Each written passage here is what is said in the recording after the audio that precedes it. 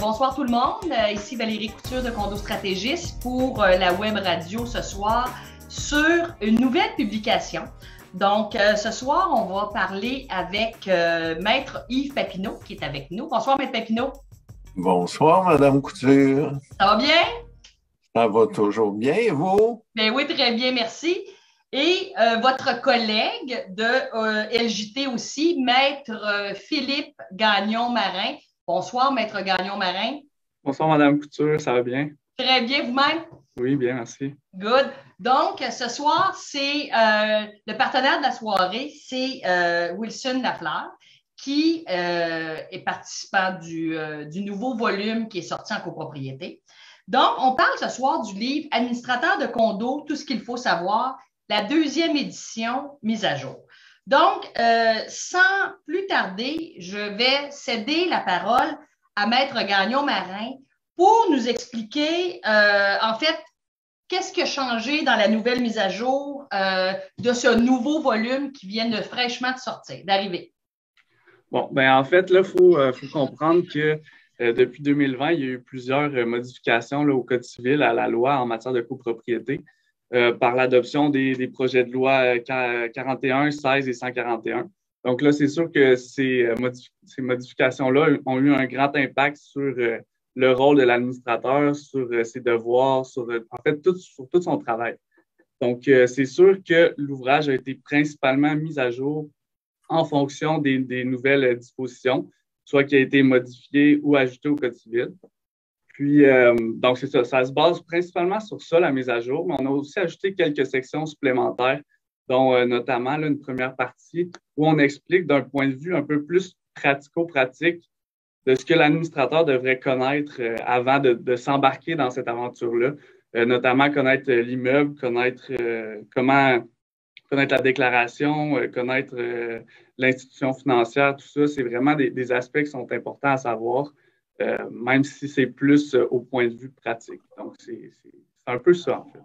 Parfait. Intéressant. Ma prochaine question, je tiens à préciser que ce soir, on va faire tirer 3 livres parmi les gens qui vont poser des questions sur le chat.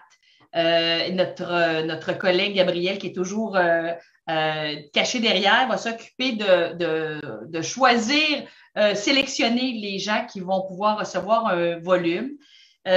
Ceci étant, je dis très bien, qui se lit très facilement, puis qui est rempli d'informations très importantes. Parce que Maître Gagnon-Marin nous disait, ça va préciser des choses pour les administrateurs, ça va donner des informations sur ce qu'ils devraient savoir avant de devenir administrateur. Mais ceci étant, pour faire beaucoup d'assemblées, des fois, ils ne savent pas qu'ils vont devenir administrateurs, puis ils deviennent. Fait qu'au moins, ils vont pouvoir lire le livre après. Mais j'aimerais, Maître Papineau, que vous nous guidiez un petit peu sur... C'est un livre qui est très simple, hein? On s'entend qu'il se lit super bien. Qu'est-ce qu'on va aller chercher comme information de là? Regardez, premièrement, vous avez raison de dire que c'est un livre qui se lit bien. Ce n'est pas un livre de droit. On ne cite pas d'articles, on ne donne pas de jugement, on ne donne pas de jugement en jurisprudence. On met ça en termes pour tout le monde. C'est dans une collection, c'est administrateur de condo. Gabriel va nous montrer prochainement. Là. Pour ceux qui connaissent ça un peu, on a dans la série ou dans la collection, on a le condo, tout ce qu'il faut savoir, qui est vraiment général pour un copropriétaire ou quelqu'un qui s'intéresse. Administrateur de condo, ce livre-là s'applique plutôt aux administrateurs, quoi faire, quoi savoir, les points de droit qui sont importants. Remarquez que ces livres-là sont tous complétés par d'autres qui sont dans d'autres collections. Je vous donne un exemple sur la perception des charges.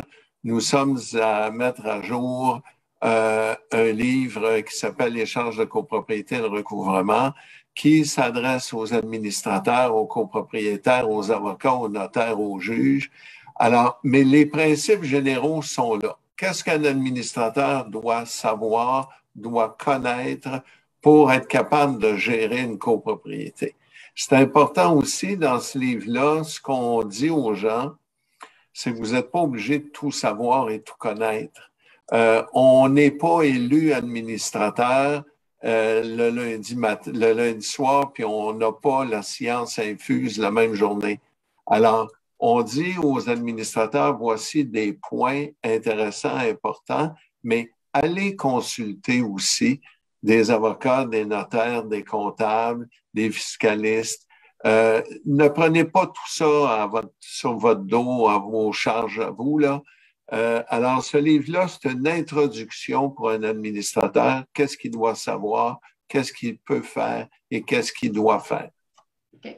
Puis, on peut parler du prix aussi. On s'entend qu'on n'hypothèque pas notre unité de condo pour acheter ce livre-là.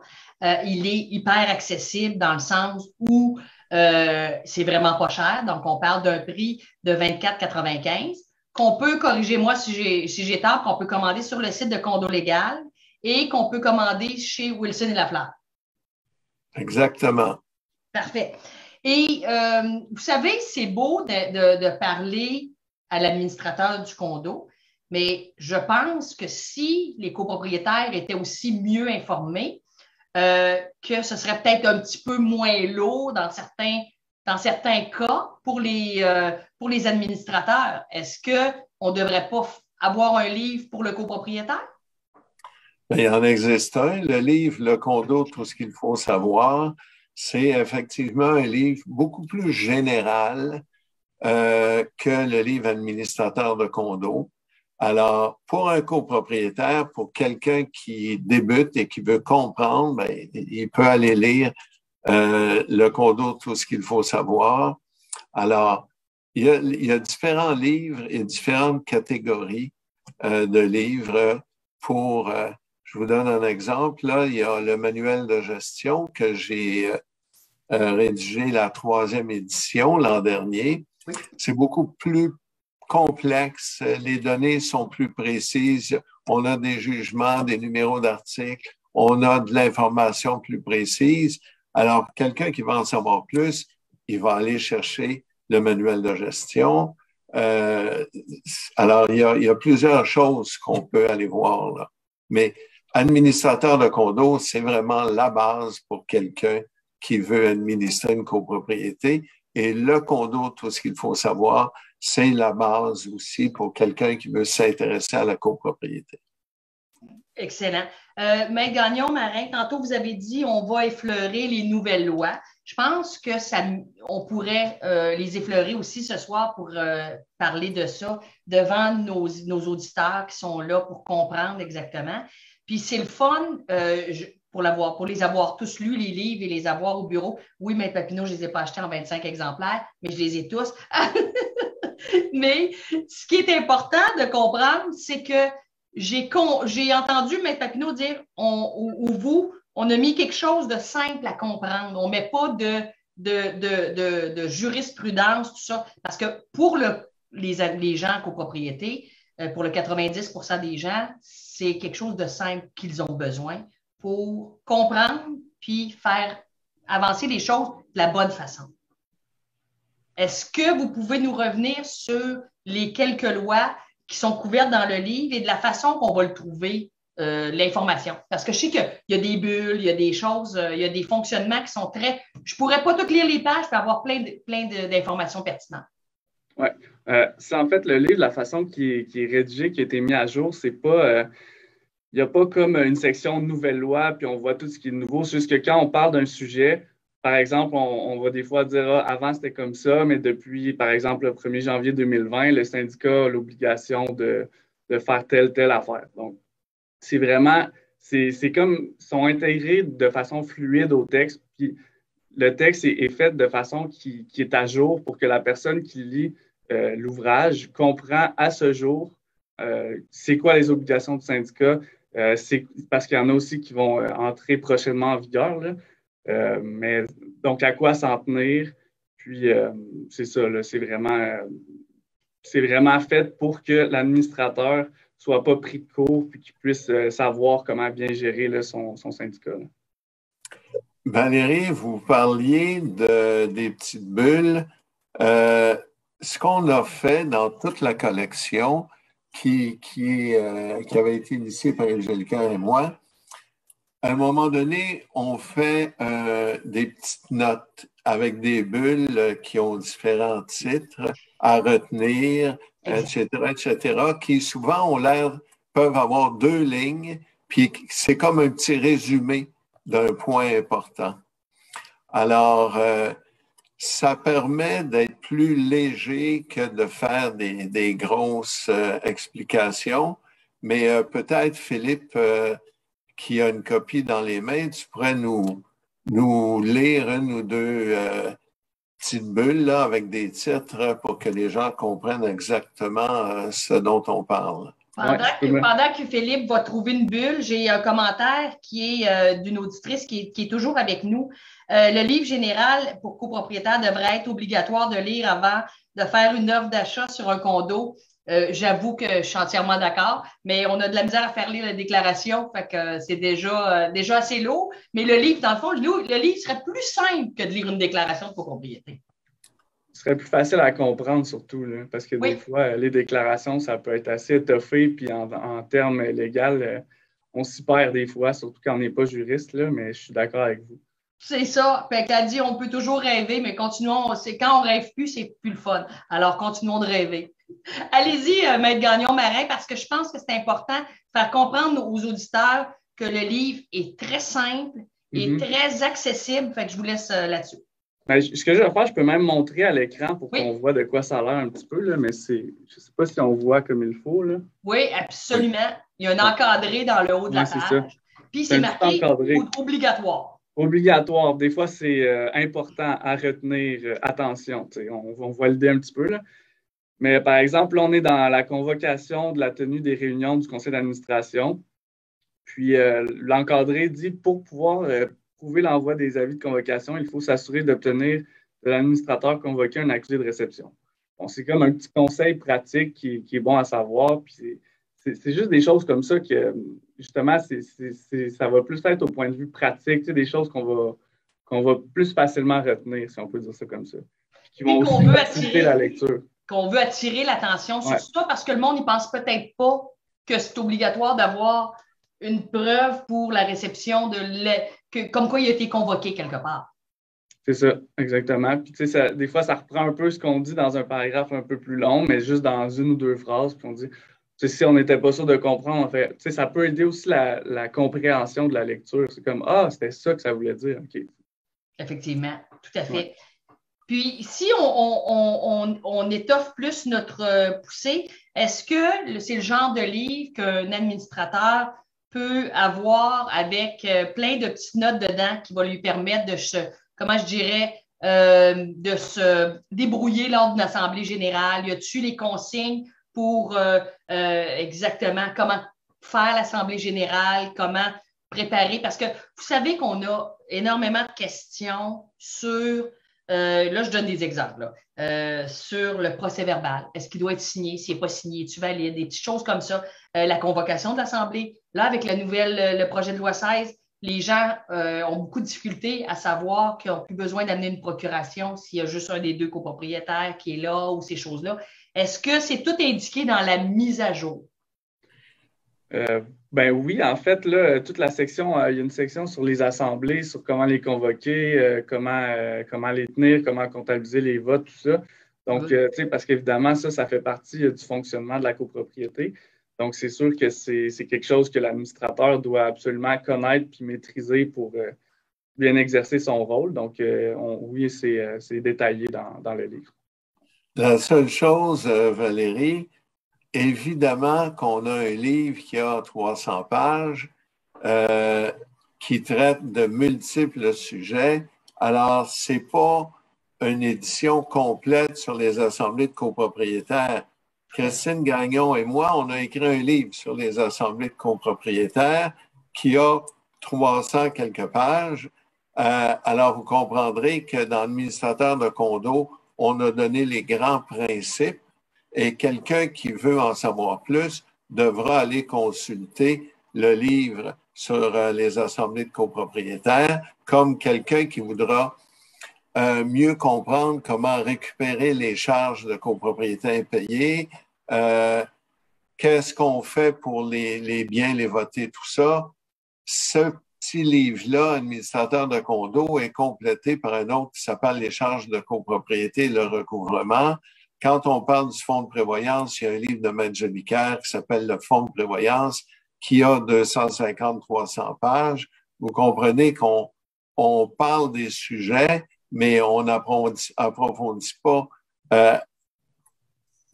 complètement parce qu'autrement, on aurait un petit livre administrateur de condo qui aurait 2000 pages. Absolument. C'est super important, ça. Il y a quelqu'un qui, pendant qu'on voit d'autres livres, donc celui qui est de Maître Papineau, les charges de copropriété et le recouvrement, et je suis bien d'accord, mais l'important, c'est qu'en effleurant les sujets, on peut susciter nos administrateurs à aller chercher un autre volume qui va compléter l'information sur un sujet en particulier. Il y a une question qui nous est posée, est-ce qu'on peut l'acheter en librairie, ce livre-là? Je ne peux pas répondre à ça. Moi, je les ai achetés chez Wilson, là, mais... Oui, mais regardez, en librairie, il y a certaines librairies qui les ont. Renaud Bré les a eues, vérifiez sur leur site Internet. Mais ce qui est vraiment beaucoup plus facile, c'est sur le site de Wilson Lafleur ou le site Condo Légal. Vous allez sur le site et ils vont vous l'envoyer par la poste directement chez vous. Et souvent, c'est parce que dans les librairies, ils ont quelques copies. Ils n'ont pas toutes les copies. Alors, malheureusement, pour les librairies, c'est peut-être plus facile de les commander par Internet. OK. J'ai une autre question super intéressante, dans le fond. Monsieur Charles pose, est-ce que vous pouvez redire l'ordre que vous suggérez pour les différents livres? Merci, vos discussions sont très intéressantes. Donc, il parlait sûrement de Philippe et moi. Là. Ça ne peut pas être autre chose, là. Regardez, on avait à un moment donné, pour ceux qui se souviennent, le manuel de gestion a été écrit initialement par Marie Trudel et André Benoît. Oui. Et André disait toujours, dans la littérature en copropriété, il y a condo 101, condo 201, condo 301, puis condo 401. Alors, condo 101, la base, c'est la collection, tout ce qu'il faut savoir, ce qu'on a vu tantôt. Okay. Ça, c'est des questions vraiment générales. Condo 102, 201, je m'excuse, c'est le manuel de gestion. C'est un livre où on reprend tous les articles. On a déjà fait une émission là-dessus. On reprend tous les articles, tous les principes qu'on explique plus en détail. Alors ça serait le stade 201. 301, ça serait le livre sur les assemblées de copropriétaires. Ça serait le livre sur les charges de copropriété. Le livre de Maître Jolicoeur sur le fonds de prévoyance. Et l'ultime, le 401, c'est le livre de Christine Gagnon qui, comme par hasard, je ne sais pas si on dit que c'est la mère de Philippe ou Philippe et son fils, mais en tout cas, c'est dans la même famille. Christine Gagnon a écrit un livre initialement qui était sa thèse de doctorat sur la copropriété et elle en est rendue maintenant à la 5e édition. Ça, c'est vraiment le livre le plus complet. Oui. Alors, comme je vous dis, là, si on y va, comme disait André Benoît, condo 101, condo 201, 301, 401, le livre de Christine Gagnon, c'est vraiment condo 401. D'ailleurs, on le voit, il a 980 pages et même ce livre-là, qui a 980 pages, traite des assemblées de copropriétaires pendant plusieurs pages, mais va référer au livre sur les assemblées qui, lui, est aussi beaucoup plus complet. Alors, si vous allez sur le site de Wilson Lafleur, ils sont tous là et vous allez pouvoir voir l'interaction qu'il y a dans les textes. Le livre de Christine Gagnon qui est excellent, mais c'est sûrement pas pour quelqu'un qui veut commencer à apprendre comment la copropriété fonctionne. Allez-y avec Condo, tout ce qu'il faut savoir, c'est plus simple. Oui, puis c'est très bon.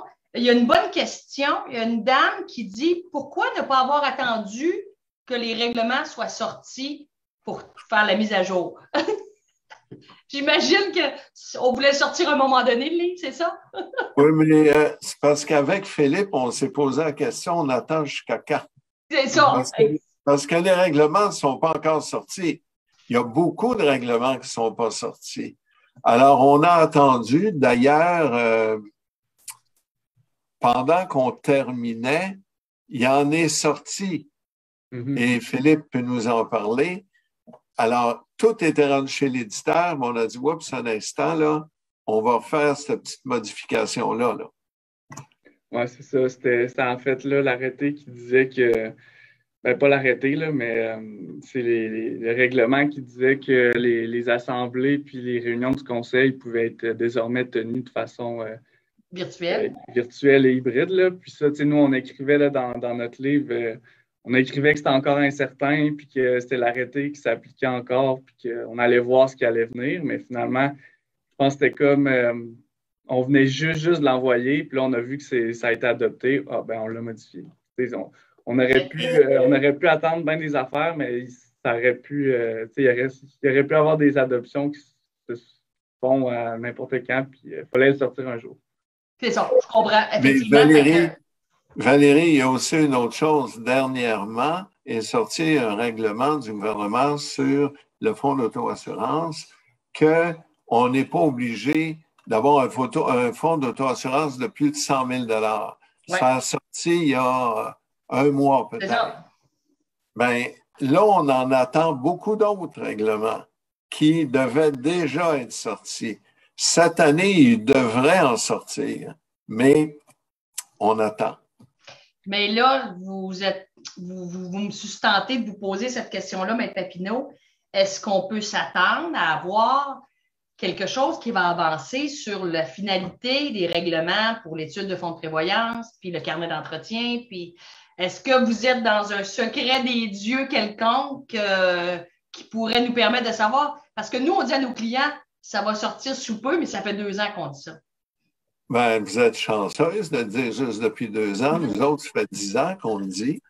Et il faut comprendre que pratico-pratique, ces modifications-là au Code civil, cette réglementation-là, elle émane de l'Assemblée nationale. Ils ont eu beaucoup de choses à faire avec la pandémie. Et là, il y a une affaire qui est peut-être plus intéressante que le Code civil. Ça s'appelle des élections au mois d'octobre. Alors, ils vont peut-être être beaucoup plus intéressés à s'occuper des élections qu'à s'occuper de modifier le Code civil, la réglementation, tout ça. Là. Mais il y a beaucoup de choses qui devraient arriver en 2022. Okay.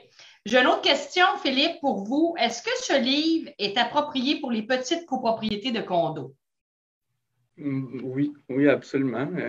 Il est approprié, en fait, pour les petites comme les grosses. Là. C'est sûr que en termes de plus au niveau pratique, il y a beaucoup d'aspects qui changent, mais la loi reste la même qu'on soit une petite ou une grosse copropriété, là, à quelques exceptions près, bien sûr, mais oui, là, c'est sûr, parce que même si on est une petite copropriété, il faut quand même faire des réunions de CA, il faut tenir des assemblées, il faut faire un fonds de prévoyance, un fonds d'auto-assurance, tout ça. Fait que oui, c'est sûr que c'est utile.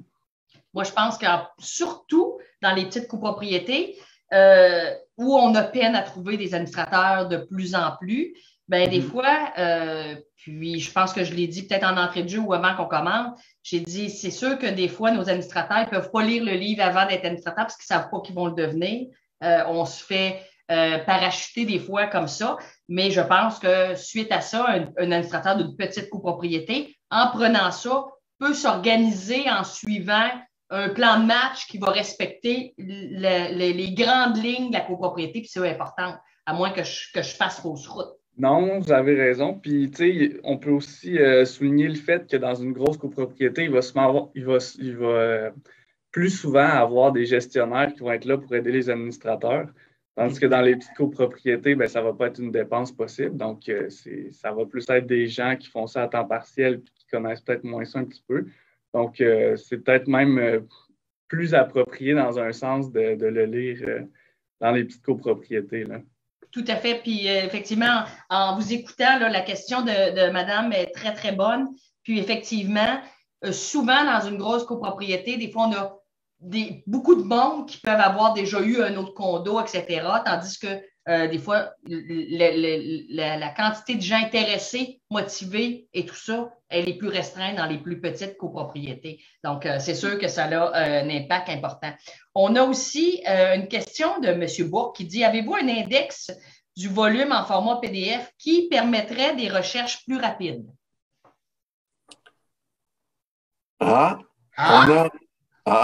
Regardez, ce volume-là n'est pas fait en version électronique, mais on a une table des matières et on a un index à la fin, index analytique. Je pense, Gabriel, la table des matières, et voilà, vous l'avez. Puis peut-être la produire tranquillement, on peut la regarder, Gabriel. Oui, oui. Voyez ce qu'on dit au début, et ça, on l'a rajouté. L'importance de connaître la charge. Et c'est ce que disait Philippe. Il faut premièrement connaître sa déclaration de copropriété parce que la déclaration de son syndicat n'est pas nécessairement la même que celle du beau-frère ou de la cousine. Il faut contacter l'institution financière et dire « Bonjour, je suis nouvel administrateur ». Il faut s'entourer de professionnels parce qu'on n'a pas la science infuse, comme j'ai déjà dit. Il faut savoir quel contrat lie le syndicat. Il faut connaître les employés. Il faut connaître son immeuble. Après ça, vous voyez, on parle du syndicat de copropriétaires au chapitre 1. On parle de la constitution du syndicat, le nom, le droit d'instant en justice, l'assemblée des copropriétaires, qu'est-ce que c'est, le conseil d'administration, l'aide d'un gestionnaire. Il y a beaucoup de personnes qui nous demandent, on devrait-tu avoir un gestionnaire? Ben, tant qu'à moi, c'est oui la réponse, là. À moins que vous ayez beaucoup de temps à investir puis que vous cherchiez des problèmes. Un gestionnaire, c'est là pour ça. C'est pour aider. Après ça, on a un chapitre 2, la loi et déclaration de copropriété. Qu'est-ce que c'est? Qu'est-ce qui est arrivé depuis, vous voyez, on l'a à la page 66, depuis le 10 janvier 2020. On a qui peut être administrateur, combien d'administrateurs, l'élection des administrateurs, l'acceptation du mandat, ça commence quand, ça dure combien de temps, ça finit quand, les pouvoirs de l'administrateur, ce qu'on dit, c'est important là-dedans, c'est que le pouvoir de l'administrateur, on a beaucoup de pages, mais ce qu'il faut retenir, c'est qu'un administrateur tout seul, c'est pas lui qui gère le syndicat, c'est le conseil. On a la responsabilité des administrateurs. Vous voyez, on a un petit bout là-dedans qui dit aux administrateurs, faites attention à ce que vous faites. Il y a beaucoup d'administrateurs qui pensent qu'ils sont là pour économiser de l'argent puis que ça coûte pas cher. C'est pas ça le rôle d'un administrateur. Le rôle d'un administrateur, c'est d'administrer un budget puis d'administrer une bâtisse. Bien administrer une bâtisse, c'est pas d'économiser, c'est de la mettre en ordre et de la garder en ordre. Évidemment, si on est capable de le faire moins cher, tant mieux. Mais de dire on ne fait plus de dépenses, puis on rénove rien, puis on n'entretient rien parce que les frais de condo vont coûter moins cher, c'est pas ça administrer. On a les différentes obligations de l'administrateur, du syndicat. On continue l'assurance responsabilité, la rémunération. Vous voyez, je pense que c'est intéressant. On finit par le choix de ne pas être rémunéré. Ce qu'il faut retenir de 113 à 117, ce qu'on dit aux administrateurs, que vous soyez payé, c'est correct. Mais n'oubliez pas qu'il faut en donner une partie à l'impôt parce que c'est un revenu. Puis n'oubliez pas que si vous êtes rémunéré, premièrement, les copropriétaires, la première chose qu'ils vont vous dire, t'es payé pour faire ce job-là, fais-la. Mais souvent, vous êtes payé 1,95 $ pour faire ça. Ça ne vaut pas la peine. Une scène. Oui. Après ça, on a conseil d'administration. Qu'est-ce que c'est? Composition. On continue. Convocation, tenue des réunions du conseil, le mode d'expression, modification et l'annulation des décisions. Et là, le chapitre 5, c'est les tâches rattachées au transfert de contrôle. C'est tout le restant. Ce qu'il faut aussi savoir, convocation d'assemblée, comment ça se tient, comment ça se fait, comment expliquer Philippe. Mais vous allez voir qu'on ne peut pas répéter tout ce qui est dans un livre de 300 pages. Alors, tous les autres points de droits importants sont là. J'allais dire, sont effleurés. Ils sont effleurés, oui, parce qu'on ne peut pas faire une thèse de doctorat sur chacun des points, mais vous aurez les points importants et qui vous amèneront à vous poser des questions. Et peut-être, Gabriel, si on va à la fin du livre, vous allez voir qu'on réfère aux autres livres qui sont aussi disponibles en matière de copropriété. Et vous avez les références qui sont là. Alors, vous voyez, on parle là, de la médiation de l'arbitrage, c'est important, là, les nouveautés. On a des annexes, savoir les résolutions pour les assemblées virtuelles. On continue, Gabriel. Alors, non, c'était ça. C'est comme là, 309, les références utiles. 305, quel autre livre dans la même collection. 313, on donne des adresses Internet pour les copropriétaires pour qu'ils puissent obtenir plus d'informations. Alors, c'est un peu ça le volume, là. Mais vous savez que ce que vous venez de couvrir là en quelques minutes rapidement, c'est vraiment pour effleurer, mais on touche à tous les sujets, M. Papineau. C'est clair qu'on touche, on effleure tous les sujets. Je pense que les auditeurs peuvent se référer par la suite à des livres dont vous avez présenté plus tôt. Et aussi, Condo Légal, qu'on a un site où est-ce qu'on peut aller rentrer l'information d'un thème, puis on va être amené à avoir beaucoup de documentation. Je pense que les administrateurs c'est du travail. Il faut aussi, on veut s'impliquer, mais se documenter, il faut que ce soit facile pour que les gens puissent exécuter leur boulot d'administrateur de façon convenable, parce que il y a une problématique dans certains syndicats où les choses ne sont pas faites selon les règles de l'art et ça peut amener à des problèmes importants. Mais vous avez raison, là, dans les adresses Internet, on donne effectivement Condo Légal. On donne aussi le site du RGCQ, oui, où vous pouvez avoir plein d'informations. Vous devenez membre, vous allez avoir accès à une foule de sujets. Vous allez avoir des modèles de résolution, des modèles de... Alors, on vous donne ces informations-là, mais je répète, mais c'est ça, on ne peut pas, dans un livre de 300 pages, vous donner un texte complet sur tout, mais comme Valérie venait de dire, tous les sujets sont traités. Absolument. On a une question. Dans la table des matières, ça dit « Qu'est-ce que ST en justice? » Donc, je pense que des gens pour qui ça ne parle pas, on a mis ce thème-là. Maître Gagnon, êtes-vous capable de nous expliquer ça un peu? Qu'est-ce que ST en justice? En justice, en fait, c'est quand le syndicat veut faire respecter ses droits. Ça peut être, par exemple, un copropriétaire qui ne paie pas ses charges ou obtenir une injonction contre un copropriétaire qui ne respecte pas la déclaration ou qui fait des choses illégales.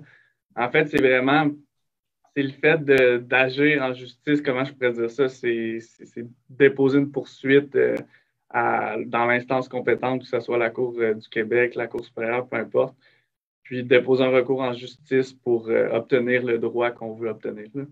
Donc, c'est comme de faire un acte légalement pour faire avancer ou rectifier quelque chose. Oui, c'est ça. Toujours dans le respect là, des droits du syndicat, c'est toujours le but recherché là, parce qu'on s'entend que les litiges en copropriété, on en voit énormément. Là, donc, c'est sûr que plusieurs syndicats vont être appelés justement à ST en justice. Donc, okay. C'est une grande composante de la pratique, oui. OK. Maître Papineau, on a une autre question. Quelqu'un voudrait, vous l'avez probablement, vous avez créé quelque chose dans sa tête sur le 100 000 $ qui viennent de sortir, d'ailleurs, pour les fonds d'auto-assurance. Pouvez-vous juste expliquer, parce que c'est vraiment nouveau, je pense que ça fait un mois à peine, là, que le gouvernement a statué que ça serait 100 000 $ de plafonné? OK. C'est que le fonds d'auto-assurance est constitué pour compenser la franchise ou le déductible de la police d'assurance. Alors, quand vous avez une franchise ou un déductible, souvent, il y a des syndicats qui avaient 200 000, 250 000 de franchise. Ouais. Alors là, le gouvernement a fait un petit règlement.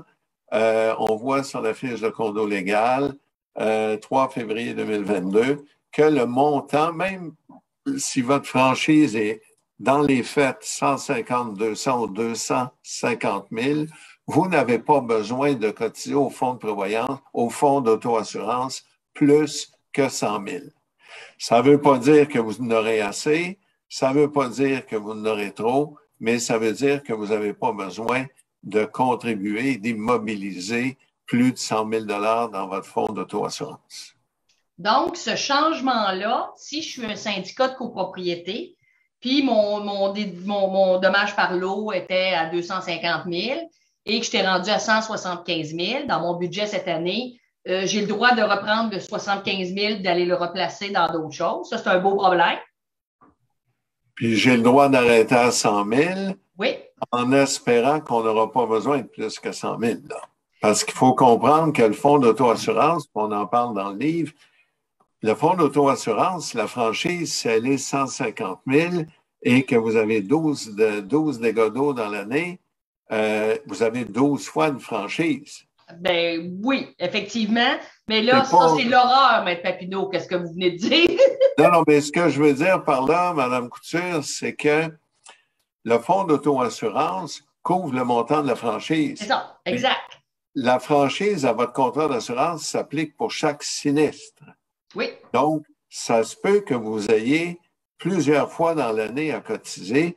J'ai un syndicat sur la Rive-Sud où le premier 6 mois de l'an dernier a été déjà rendu à 12 dégâts d'eau. Alors, ça va pas bien. Là. Le montant des franchises, à chaque fois, s'additionnait. Tout à fait. Par contre, pour certains syndicats, et là, c'est sûr que ça touche, règle générale, cette modification-là, un peu plus les plus grands syndicats.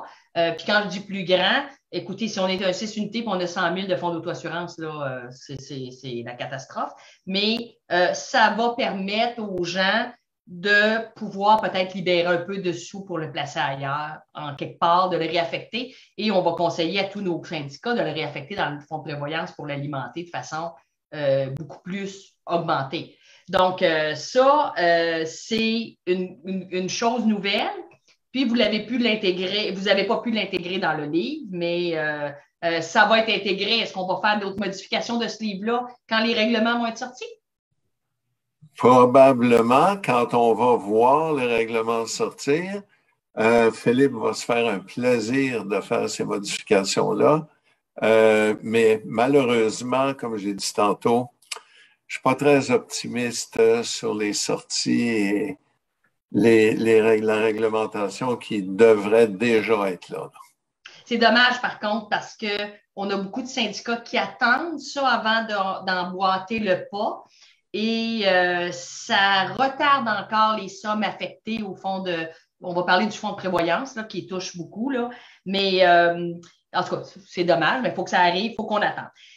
On a notre ami José qui est toujours là. Elle dit, dans le cas que j'ai mentionné tantôt, est-ce qu'il faudrait un vote pour décider de l'excédent qu'on aurait pu mettre dans le fonds d'auto-assurance, par exemple? Ça, c'est une bonne question. Ça peut être Philippe ou Maître Papineau qui répond, là.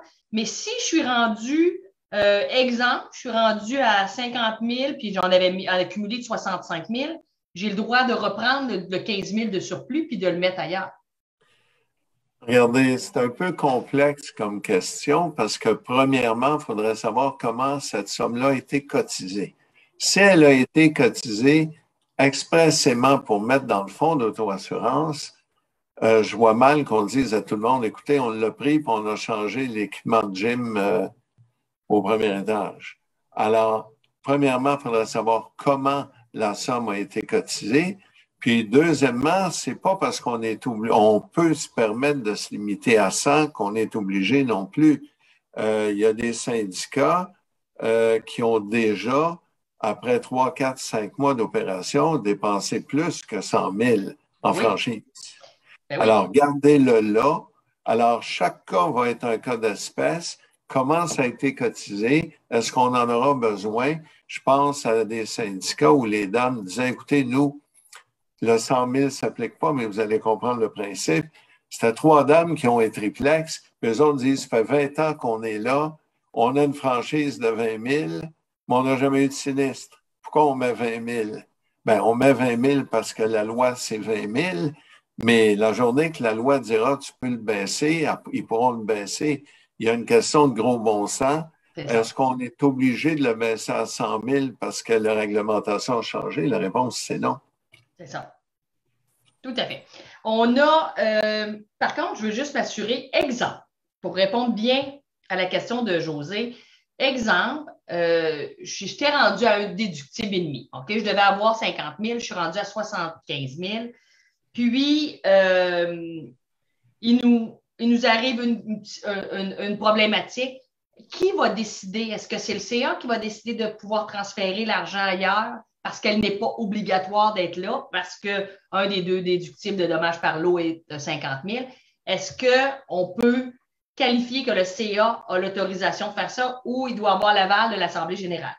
Parce que c'est une question qui est souvent posée dans les petits syndicats. Qui décide quoi? Bien, généralement, c'est le conseil qui décide. Mais comme je vous ai dit, si moi, je suis copropriétaire et on m'a cotisé, puis on m'a dit, tu vas payer tant pour le fonds d'auto-assurance, puis je le paye, et moi, je ne serais pas heureux que le conseil décide de le mettre ailleurs. Alors, si on a fait des contributions spéciales spécifiquement pour le fonds d'auto-assurance, je pense que le conseil devrait consulter l'Assemblée avant de réaffecter les sommes. Si c'est pour ça, si c'est dans un budget général, à ce moment-là, et qu'on manque d'argent dans un autre item du budget, je pense que le conseil a le pouvoir de dire je vais le prendre dans le fonds d'auto-assurance où on n'en a pas besoin, puis on va aller le mettre pour réparer le mur qui vient de tomber, là. OK. Parfait. C'est très clair. Puis je pense que dans le doute pour un syndicat qui est de taille moyenne ou tout ça, de se référer avec le fonds, avec l'Assemblée générale, ça peut être une bonne optique. C'est une bonne gouvernance, ça évite des chicanes. Alors, tant mieux. C'est ça, exactement. Est-ce que vous parlez de l'évaluation? Je ne me souviens pas dans les choses, mais sur l'évaluation de la valeur de coût de reconstruction, j'imagine que vous avez fait un petit survol parce qu'il y a quand même un livre sur ça aussi. Philippe, on a une partie, je ne sais pas quelle, peut-être tu peux nous donner la page ou à peu près, là, ou de la table des je vais regarder un peu le livre de mémoire comme ça, je ne sais pas exactement, mais on le survole, là. OK. Donc, on explique quand même les grandes lignes pour l'histoire de l'évaluation, qu'est-ce qui arrive, comment le syndicat doit procéder, quand, aux 5 ans, etc., etc. Oui, c'est ça. Ce qu'on dit aussi, Valérie, qui est intéressant, c'est qu'on dit aux gens, même si ce n'est pas encore obligatoire, faites le don. C'est pas une affaire qui n'a pas d'allure, c'est pas une affaire qui n'a pas de bon sens, c'est pas une dépense inutile de faire évaluer correctement son immeuble. C'est pas une dépense inutile d'avoir une étude de fonds de prévoyance. Alors, même si on n'est pas rendu là, faites-le et de toute façon, mettez-vous en ligne, là. L'étude du fonds de prévoyance, si vous voulez le faire, vous appelez aujourd'hui tous ceux qui sont les plus grands dans ce domaine-là, ils vont vous dire qu'ils sont un an d'avance, là.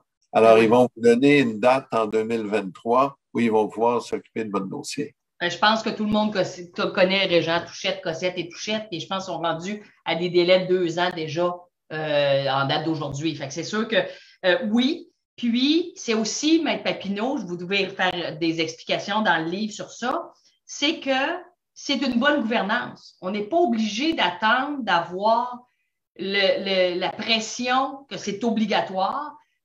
Sinon, comment on sait qu'on va mettre combien dans le fonds de prévoyance?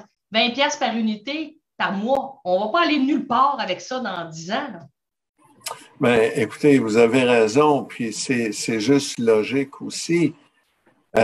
Est-ce que c'est une bonne gouvernance, puis est-ce que c'est une bonne idée de savoir où on s'en va, puis combien on a besoin d'argent dans le fonds de prévoyance? La réponse, c'est oui. Comment on le fait autrement qu'avec une étude de l'immeuble et avec un technologue, un architecte ou un ingénieur qui va regarder votre bâtisse, puis c'est lui qui va vous le dire. c'est pas l'administrateur assis dans son bureau qui va décider. Il n'y a pas la compétence pour le faire, là. Effectivement. Et là, je me mène sur un autre, je me pose la question à moi-même pour vous, dans le sens, l'administrateur. Mais, Madame, juste vous dire que vous n'êtes pas éligible au tirage. Non, oh non, Gabriel, essaie de m'arranger quelque chose. Blague à part, c'est que, en fait, il y a des fois des gens qui disent, ah, ben moi, j'ai des connaissances, je vais faire un carnet d'entretien, je vais faire une étude de fonds de prévoyance et tout ça. Ce qu'il faut comprendre comme conseil d'administration, c'est qu'il y a des règles à suivre, puis il faut que les gens commencent à se mettre en lien déjà. Sinon, le rattrapage qu'il va y avoir, ça va être terrible. Mais il y a l'autre chose aussi, Mme Couture. Lui, il connaît ça, là, parce que son beau-frère va l'aider, mais qui va avoir une responsabilité s'il y a un problème? Quand il va manquer d'argent ou quand il va avoir eu des erreurs, on va poursuivre qui? Alors, avant de s'inventer ou de s'initier ou de s'autoproclamer évaluateur ou ingénieur ou capable de faire une étude de fonds de prévoyance, il faut y penser, là, qu'il peut y avoir une responsabilité civile à ça. Absolument, tout à fait. Pas pour rien qu'on dit que c'est certains professionnels qui vont être confirmés après les règlements qui sont manquants, projet de loi 16, mais on sait quand même, on s'entend très bien qu'on a une très bonne idée de qui va faire quoi dans les prochaines années pour les études de fonds de prévoyance et de carnet d'entretien. Effectivement. J'imagine que vous en parlez aussi dans le livre, dans le sens où on rappelle aux gens que c'est à faire, puis le 5 c'est désuet, puis etc., etc. J'imagine peut-être, Philippe, de nous parler de ça, mais est-ce qu'on revient sur des choses à ne pas faire dans le livre? Est-ce qu'on dit ça, c'est plus bon, c'est changé pour ça? Sur les changements, est-ce qu'on y va avec des petites bulles qui nous disent non, non, non, non, fais pas ça? Ah oui, c'est sûr, parce que c'est des choses qui changent, puis que le monde, c'est des choses qu'ils prenaient pour acquis. Donc, si on dit avant, c'était comme ça, maintenant, c'est comme ça. Fait que, comme ça, ils vont pouvoir un peu voir que les pratiques d'avant sont plus adoptées. Puis, comme Maître Papineau disait, même si certaines pratiques ne sont pas encore en vigueur, c'est important quand même de se prendre d'avance puis de les faire. Puis, tu sais, ils n'ont pas été adoptés pour rien. C'est vraiment pour éviter là, que le syndicat se ramasse en situation qui doit faire une cotisation immense parce qu'il arrive quelque chose à l'immeuble. Là. Donc, c'est sûr que c'est des choses à savoir. Là. Okay. On dit, il revient souvent le beau-frère. C'est vrai qu'on en parle souvent du beau-frère, pauvre lui, on est souvent sur son cas, mais il est responsable de bien des choses, le beau-frère, dans la copropriété, parce qu'on l'utilise souvent. Il y a une question de Mme Justine. Est-ce qu'il faut calculer entre 0,5 et 1 du coût de reconstruction à neuf par année pour le fonds de prévoyance? Ça, c'est une règle au pouce qu'on entend circuler toujours. Oui, mais ça, c'est une norme internationale. Et la norme internationale est tellement précise, vous allez voir qu'elle ne sert pas à grand-chose. La norme, c'est entre 1,5 et 1,5 %. Mais quand on parle d'une bâtisse qui vaut 10 millions, entre 1,5 et 1,5 %, là, c'est beaucoup d'argent. Alors, ce n'est pas cette norme-là que le gouvernement a voulu utiliser. C'est pour ça qu'il y a une étude du fonds de prévoyance, parce que chaque immeuble est différent, chaque immeuble a des besoins. Je vous donne un exemple. On avait un dossier dans le bout de Saint-Jean où il y a une vingtaine d'immeubles qui sont identiques, construits de la même façon. Mais on s'est aperçu que la toiture, bien, il y en a qui sont plus exposés au soleil. Il y a plus de vent à certains endroits. On s'est aperçu que dans la vingtaine d'immeubles, la toiture n'aurait pas la même durée de vie, puis qu'il y en avait que la durée de vie était déjà terminée, tandis qu'il y en avait d'autres que c'est encore bon pour 5-10 ans. Alors, on ne peut pas calculer ça de façon absolue. Il faut regarder notre bâtisse, puis dire, bon, ben, j'ai une toiture qui est exposée au soleil toute la journée, 365 jours par année, bien, elle va s'user puis elle va s'endommager plus vite. Alors, la norme de dire une toiture, ça dure 20 ans, c'est une moyenne, mais est-ce qu'elle va durer 15 ans ou 25? Et ça prend quelqu'un qui va l'analyser.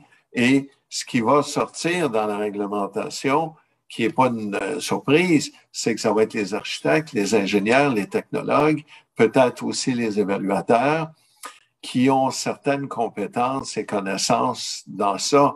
Mais il n'y a pas de normes, il n'y a pas de règles. Chaque cas est un cas d'espèce et deux immeubles l'un à côté de l'autre n'ont pas nécessairement la même durée de vie pour les mêmes matériaux.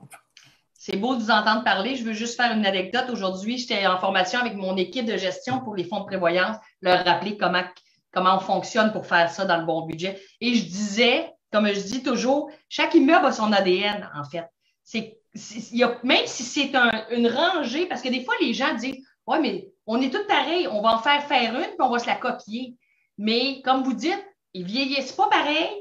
Des fois, le sous-contractant qui a fait la maçonnerie au bout de la ligne n'est pas le même que le premier. Il y a plein de choses qui font que chaque bâtiment vieillit de façon différente. Effectivement.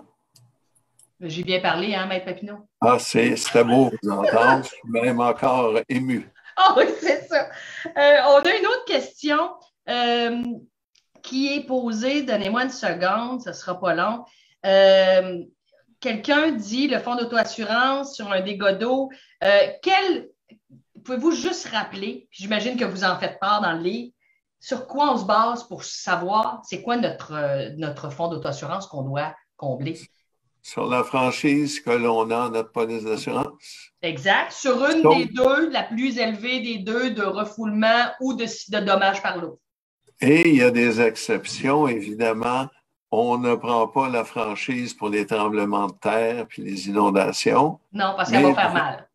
Oui, mais vous allez trouver ça dans le livre, il n'y a aucun problème. Alors, c'était le but du livre d'ailleurs, d'expliquer ces petites choses-là. OK. Puis, si on veut, je vais le rappeler parce qu'on arrive près de la fin. Si on veut commander le livre, dans un premier temps, on va sur Condo Légal, on va sur Wilson Lafleur. Tantôt, on a répondu à la question qu'on peut le trouver dans quelques librairies peut-être. Mais je vous le dis, la livraison chez Wilson Lafleur et Condo Légal, c'est super rapide. On l'a quasiment en 24 à 48 heures le livre. Et on met l'accent sur ça ce soir parce que, premièrement, combien ça prend de temps, messieurs, là, c'est une deuxième édition. Comment ça prend de temps d'écrire un livre? Comment ça prend de temps de le mettre à jour? Parce que j'imagine que Maître Papineau et Maître Gagnon-Marin, vous n'avez pas fait ça en 3 soirées et quart.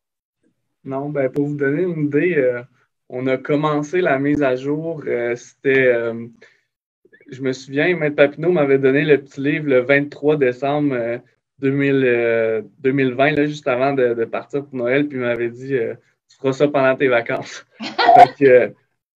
Fait que c'est ça. Mais en fait, c'est sûr qu'on ne fait pas ça à temps plein non plus. Là. Non. On fait ça quand on a du temps, puis on a quand même des journées à s'occuper là, avec nos dossiers. Fait que, pour vous donner une idée, ça a pris 1 an et demi, à peu près, si mes calculs sont bons. Mais c'est pas énorme comme livre, là, c'est pas épais. Là, fait que c'est sûr que pour un ouvrage plus gros, ça peut être beaucoup plus de temps. Là. Plusieurs mois, plusieurs années. C'est sûr, Valérie, que il y a beaucoup de lectures, il y a beaucoup de relectures. Il y a des fois qu'on a fini une section, mais il y a un jugement qui vient de sortir qui change la donne, on corrige. Comme Philippe a dit, on avait fini, ça a été chez l'éditeur, on a appelé l'éditeur, on a dit arrêter parce que est sorti les modifications au Code civil pour les assemblées virtuelles.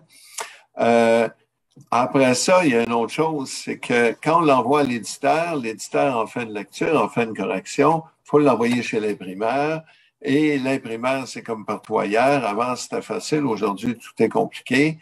Alors, ça prend, vous voyez, normalement, là, entre la date où on a terminé et le livre est sorti, on parle de quelque chose qui prend au minimum 2 mois et normalement 3 mois. Alors, c'est pas le lendemain matin que ça se fait, là. Puis là, on parle de la 2e édition, donc on ne part pas sur une page blanche, là. On part de quelque chose qu'on a bonifié puis qu'on a corrigé. On a peut-être enlevé des choses qui étaient moins à la mode ou quoi que ce soit, mais Maître Papineau, tantôt, je pense que vous l'avez dit avant qu'on commence la rencontre, c'est que c'était votre dernier. Ben, peut-être que c'est pas vrai. Vous êtes peut-être comme une vedette qui est toujours partie et qui est toujours revenue. Mais c'est sûr que ça demande du temps et de l'énergie. Mais remarquez, je dis c'est le dernier. Bon. Présentement, je suis à écrire avec la mère de Philippe, Christine Gagnon, un livre sur la réglementation en copropriété qui devrait finir, on devrait avoir fini au fin avril, début mai. L'envoyer chez l'éditeur, donc ça va sortir au mois d'août. Avec Maxime Laflamme-Leblond, on est à mettre à jour les charges de copropriété. Ça aussi, c'est presque fini, là. On est dans les derniers jours. Le code de la copropriété, Gabriel nous aide là-dedans aussi, d'ailleurs. Alors, le but et l'idée, c'est de dire, je vais les mettre tous à jour et j'espère que je n'aurai pas besoin de les remettre à jour avant 1 an ou 2. Sinon, j'ai peur que Philippe pourra s'amuser à le remettre à jour tout seul dans 3 ans. Mais ça prend beaucoup de temps, beaucoup d'énergie pour pas, et je me plains pas, là, les personnes qui m'obligent, mais vous savez, on vend pas 300 000 copies de ça, là. Et les revenus qu'on a de ça, ça couvre même pas. On parlait tantôt d'un administrateur qui est payé zéro de l'heure. Écrire un livre comme ça, c'est le même principe. OK. Bien, c'est quoi d'abord, Philippe, vous qui êtes, on va dire, jeune dans la profession d'avocat, travaillez avec Maître Papineau, votre mère qui a toujours été impliquée dans la copropriété depuis longtemps. C'est quoi pourquoi s'être lancé dans une participation de remettre un livre à jour avec Maître Papineau? Ben, c'est plusieurs aspects, en fait. Là, c'est intéressant aussi, tu sais. Surtout que, comme vous l'avez dit, ça fait pas longtemps que je suis dans la pratique. C'est sûr, ça a été énormément formateur pour moi, là. C'est de mettre un livre à jour comme ça. C'est sûr, j'en ai appris beaucoup. J'ai fait des recherches aussi. Donc, il y a ce côté-là aussi. Tu sais, il y a l'aspect aussi que, en fait, tu sais, il faut les mettre à jour. On n'a pas le choix, là, parce que des livres de droit comme ça, ça évolue. Le droit évolue énormément. Puis, si on ne les met pas à jour, ils ne serviront plus à rien, là. Puis, la collectivité a besoin de ça. Je comprends, Maître Papineau, vous n'en vendez pas des tonnes, mais je crois que plus ça va aller, plus les gens vont les acheter, ces livres-là, parce que les règles et l'industrie se complexifient beaucoup. C'est de plus en plus difficile pour un administrateur bénévole de gérer, de suivre la parade, si on veut. Et je crois que tout le monde, il y a quelqu'un qui me dit, j'ai fait acheter à mon syndicat le manuel de gestion du syndicat Divise au Québec.